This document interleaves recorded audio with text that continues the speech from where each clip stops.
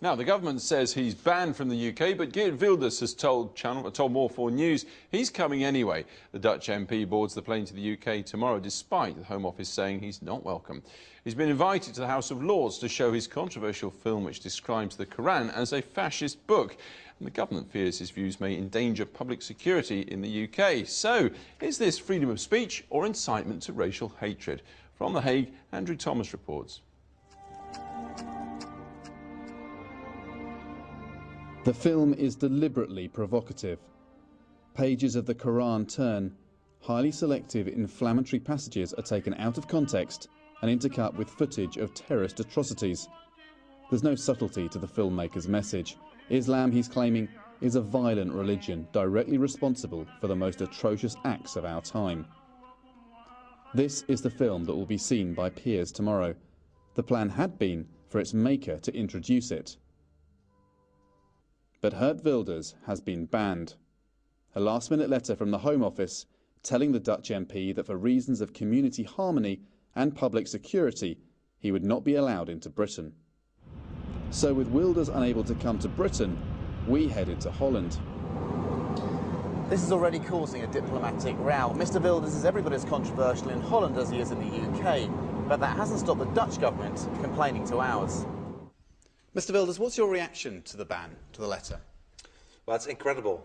I thought that the times of Chamberlain in England were in the past, the times of appeasement, that somebody who is using his freedom of speech and was invited by a member of parliament from the United Kingdom would be welcome. Would be welcome as I was welcome in the United Kingdom before, not only to show Fitna, to have a discussion with people who agree with me, people who disagree with me, and that indeed the United Kingdom, one of our oldest democracies in the European Union, is throwing the freedom of speech away. But you'll understand the concerns of the British government. You and your views, rather, represent a threat to the harmony of the UK. They have the right under EU law to deny entry to you. All they're doing is exercising that law as legitimately as they can. No, it's complete nonsense, and it shows how cowardless the British government really is, because I'm not a threat to anybody. I have my views. I haven't committed any crime anywhere in the world. You're not a threat, but your views are a threat, because they're an incitement. How can views be a threat? Incitement to hatred. No, which is totally nonsense. I'm not inciting any hatred. I have nothing against Muslims, but I have a problem, indeed, with the Islamization of our Western societies. Like a lot of people in the United Kingdom feel that the influx of Islam is not going for the better. And whether, even if you disagree with my point of view, still, in a democracy, in a rule of law, in a civil society, a member of parliament, an elected official, should be able to have discussions in parliament when invited by a parliament of another country. You say your film isn't incitement to hatred, but it directly takes parts of the Quran and links them to some of the worst atrocities of our time, and indeed shows a cause and effect. Yeah. That surely is incitement to hatred. It's No, I don't know whether you're a judge or not, but once again, it's not incitement of hatred. Extreme Muslims made the movie Fitna themselves. I didn't use any actors. I used certain verses from certain surahs from the Quran, and I used real images that occurred in the world, unfortunately. So that's quite a stretch to say that Muslims made the film. You made the film. You very selectively edited. No, I didn't do it selectively. I showed reality by extreme Muslims who, with the Quran in their hand, made the worst atrocities ever. It's nothing short of inflammatory. His own Prime Minister has said the only reason why he made that video was to cause offence. He's been prosecuted in his own country for inciting hatred. So, you know, why is he here? But Geert Wilders is not put off. He says despite the ban, he's still going to travel to London tomorrow to test the British government's resolve. Andrew Thomas, More 4 News in The Hague. Well, a little earlier I was joined by the Muslim Labour peer Lord Ahmed and Lady Cox, one of the peers who's invited Geert Wilders to the UK. And I asked Lord Ahmed why he thought it wasn't acceptable for Mr Wilders to come, as he hadn't been charged with racial hatred offences here. He's been indicted because of European law for inciting racial hatred.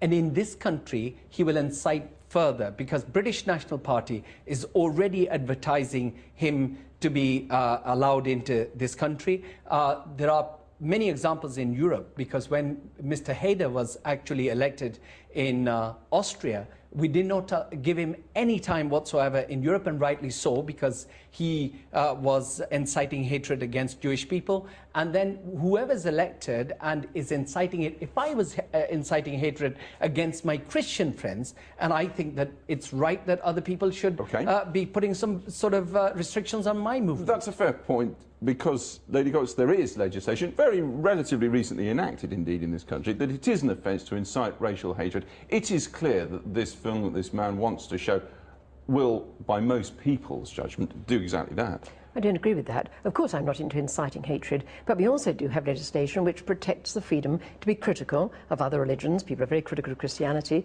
We must have the freedom to express concerns, to be critical. And there are realities of terrorism. We've had 7/7, we've had 9/11, we've had Moscow, Madrid, Glasgow.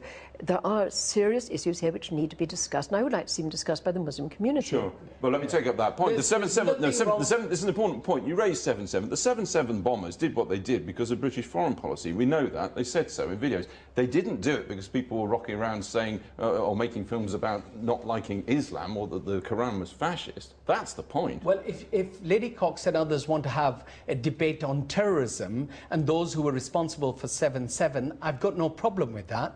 This man wants to ban my religion and my book that I believe in. I don't ask for anybody to ban. He does, because he's House already. of Lords is bigger than that. The British people are bigger than this, surely. Absolutely, but he's inciting hatred against people, and that's exactly the reason why his own country is charging him, and why his appeal court has dismissed the earlier judgment, and they want to indict him for this offence. Now, I know that you're innocent until proven guilty, but when there are serious charges against you, you know, it is allowed for anyone to watch bad movies, but we parliamentarians don't do that in the House of Lords. It's a matter of taste. And if you really want to do, incite hatred, or you want to offend other communities, I wouldn't even dream of doing that to my fellow colleagues. Presumably, Lady Cox, you think, and we've got traditions of centuries indeed,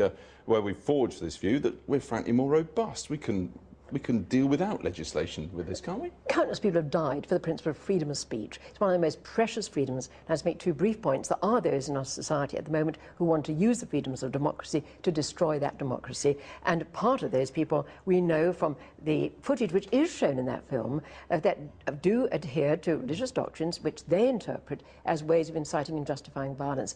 Those are sensitive issues, but they need to be discussed, not censored. You will not create peace by keeping them below the ground. They need to be discussed in a civilised way, and all we're seeing is a parliamentarian wanting to come and share a film with other parliamentarians. To stop that? That's all it is. Freedom of speech, but not at my expense. Freedom of speech, but your not to restrict. You're getting to see the film. I'm not. No. I'm not censoring the film. I'm just actually wanting this man to stay away because he's inciting the hatred. But just let me remind Baroness Cox and everybody else that 800,000 Muslims joined up to fight against the fascists from India. Sure, I know that's a very good point, but you raise an interesting one in what you just said. Do you believe, therefore, it would be OK for him to send his film over on DVD, show it in the House of Lords, but not come himself? Is that OK? Well, the film is already on the internet and people can view it. And if the parliamentarians wanted to really view it, they could do it at home. They're actually doing this to incite some sort of, well, I think it gives them a platform to launch some sort of a debate, whatever type they want. But, obviously we know the views of certain parliamentarians, and they've got the right to have You're calling Lady Cox a stirrer. You wouldn't use that phrase as a noble peer, but that's what you're saying. I think Lord Ormond is imputing motives to me, which I do not have and which I robustly reject. I believe passionate in freedom of speech. First Amendments, I moved in the House of Lords for freedom of speech, and again, freedom to criticise religion, even to make jokes about religion. These are fundamental freedoms. People are rude enough about Christianity. OK, I don't like it, but you have to accept it. That is democracy. Democracy must give the right to be critical, and in this case, we have to have the right to discuss complex and sensitive issues as parliamentarians, and to stop a parliamentarian coming is outrageous. Lady Cox and Lord Ahmed talking to me a little earlier, and Andrew Thomas will be following Geert Wilders tomorrow in his attempts to defy the ban and get into Britain.